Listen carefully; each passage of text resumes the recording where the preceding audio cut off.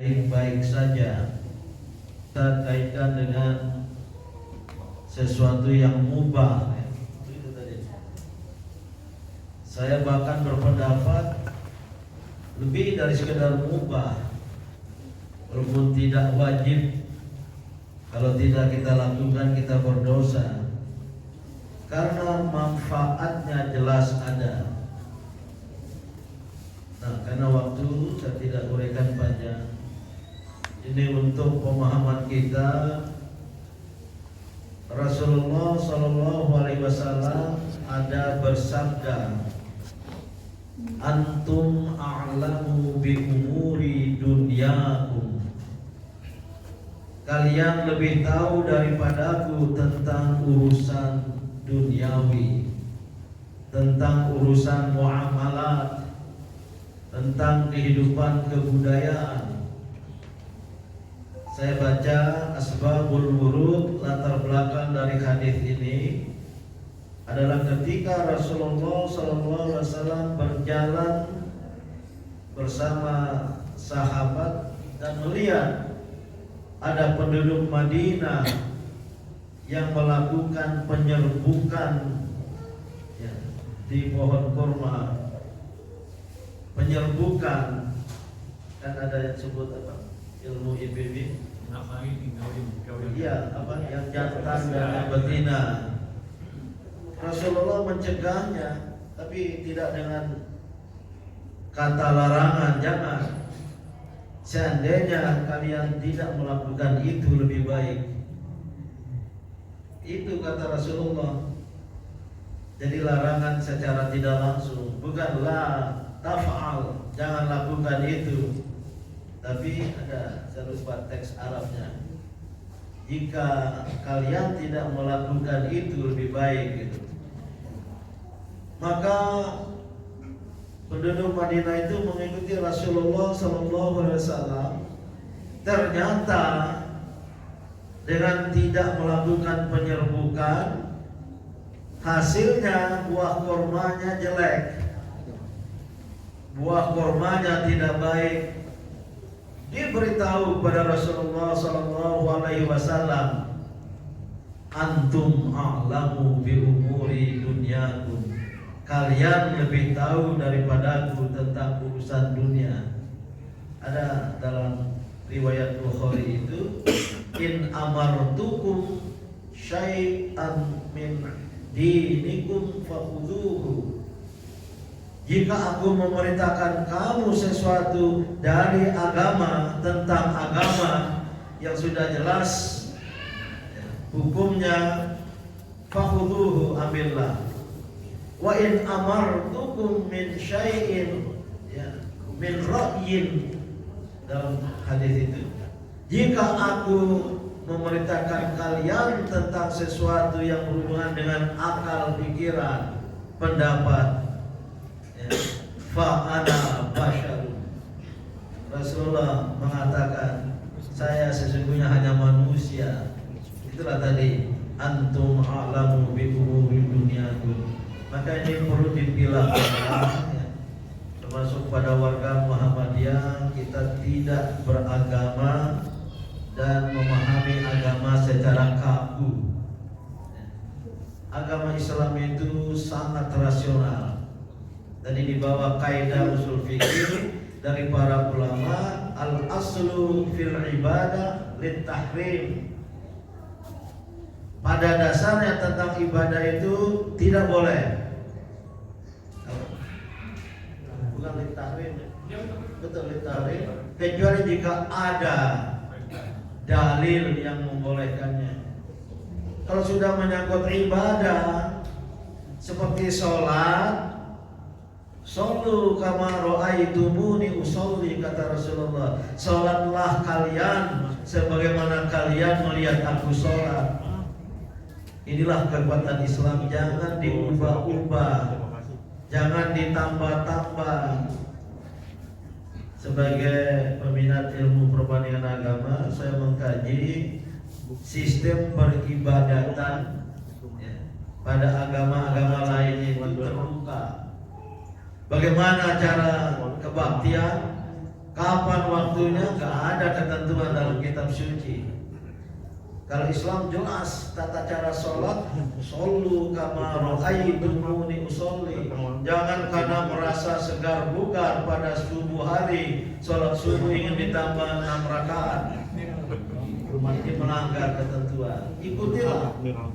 Jelas, yakinilah ada hikmahnya.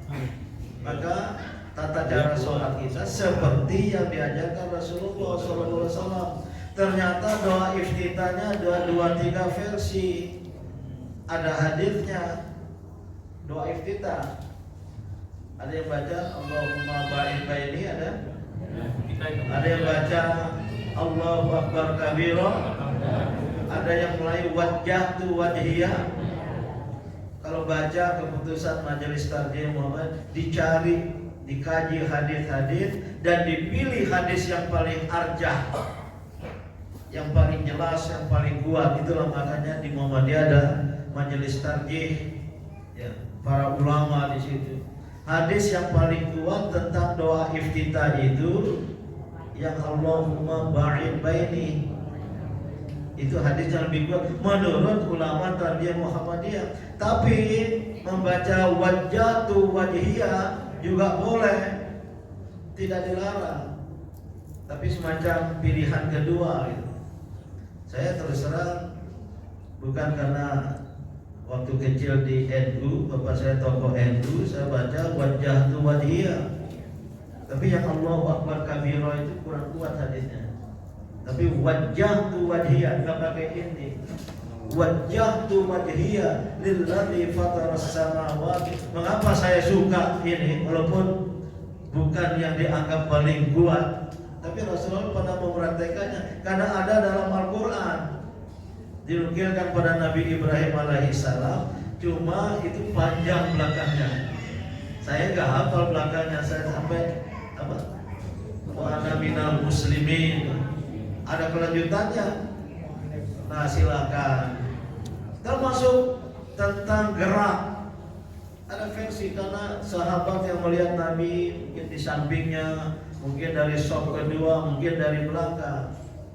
Maka dalam hal ibadat kita mengikuti apa yang dicontohkan Rasulullah SAW,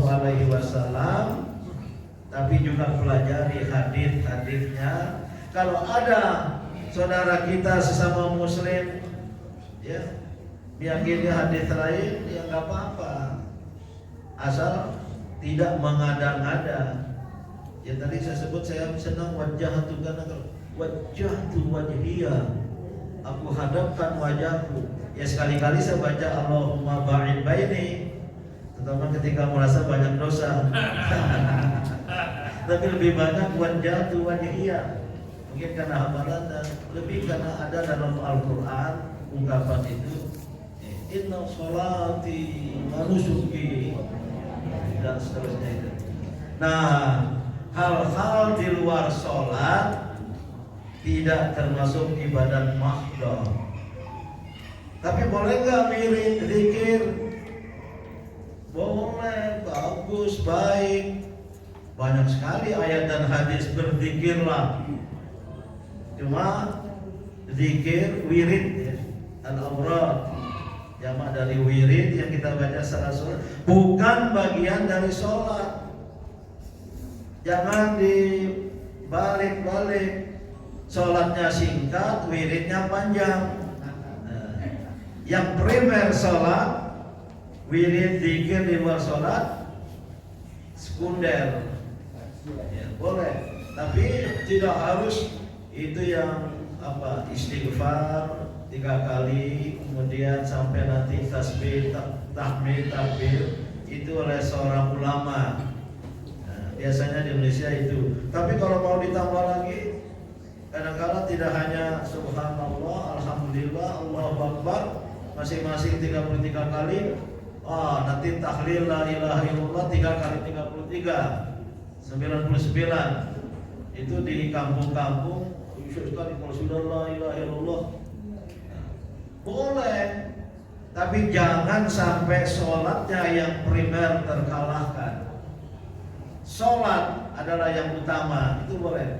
Saya ciptakan zikir sendiri. Jelas istighfar dulu ya. Karena apa? Umur al-istighfar itu.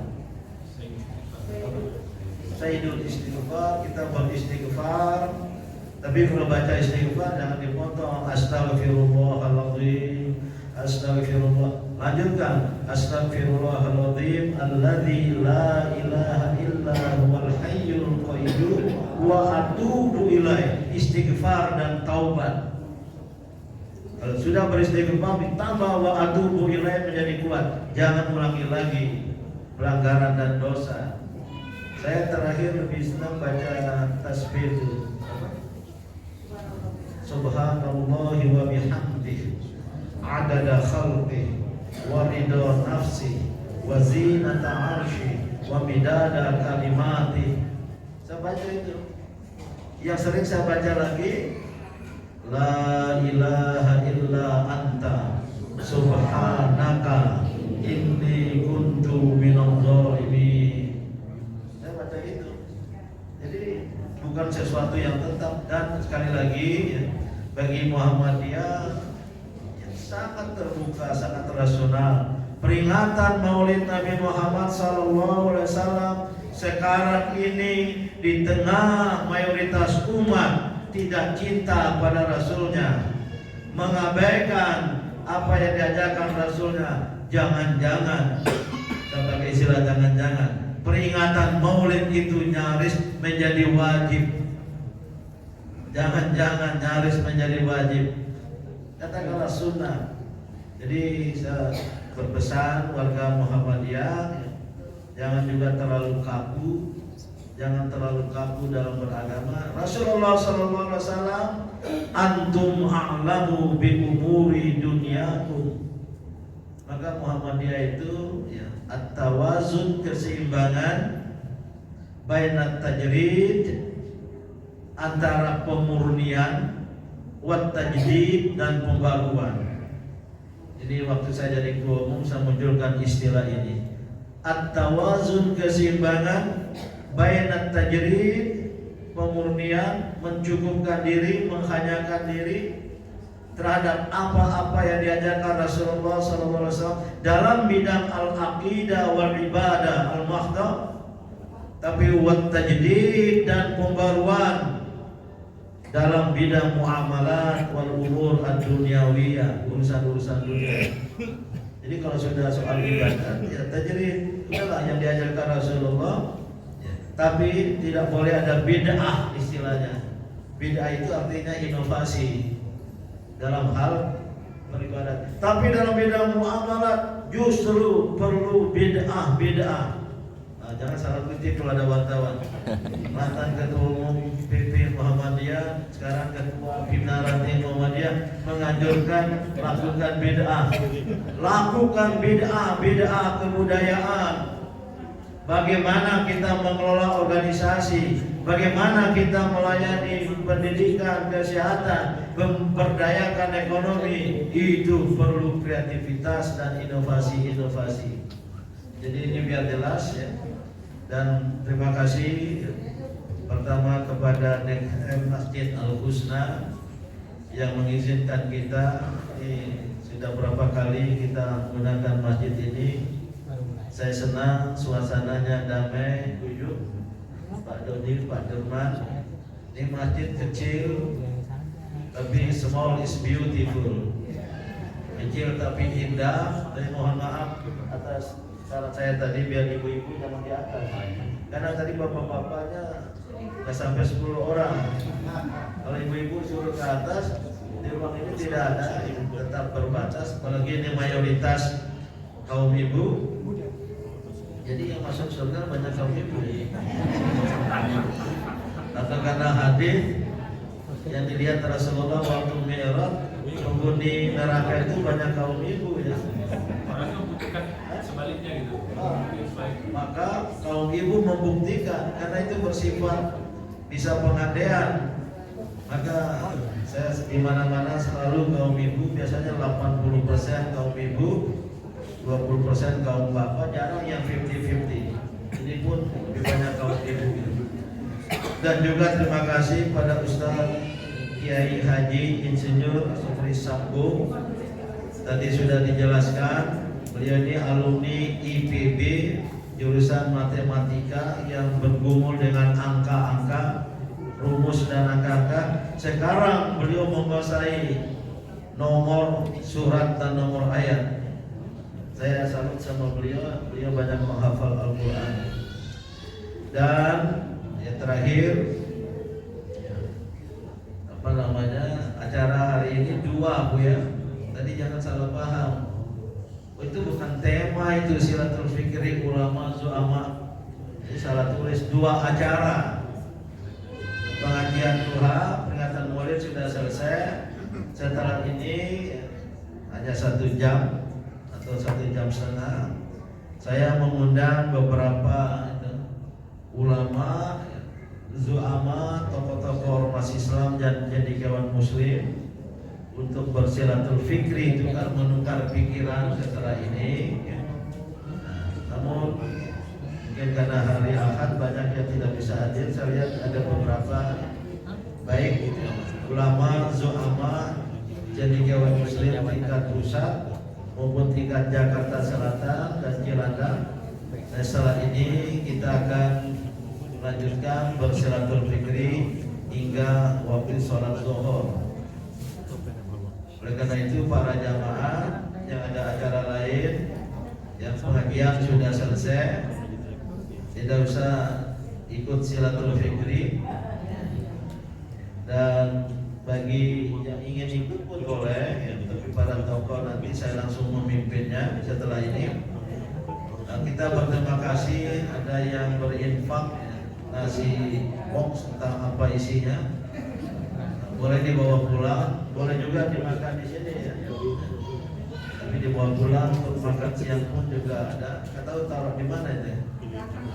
Di depan nanti ya. Jadi ibu-ibu, para jamaah yang ingin pulang, apalagi ada acara lain, silakan. Kami ingin lanjutkan dengan silatul fikri, mungkin sampai waktu sholat zuhur. Saya pun nggak bisa setelah sholat ada acara di Ciputat, mau diminta ceramah lagi. Maka marilah kita tutup pengajian ini dengan sama-sama membaca Alhamdulillah. Alhamdulillah. Wassalamualaikum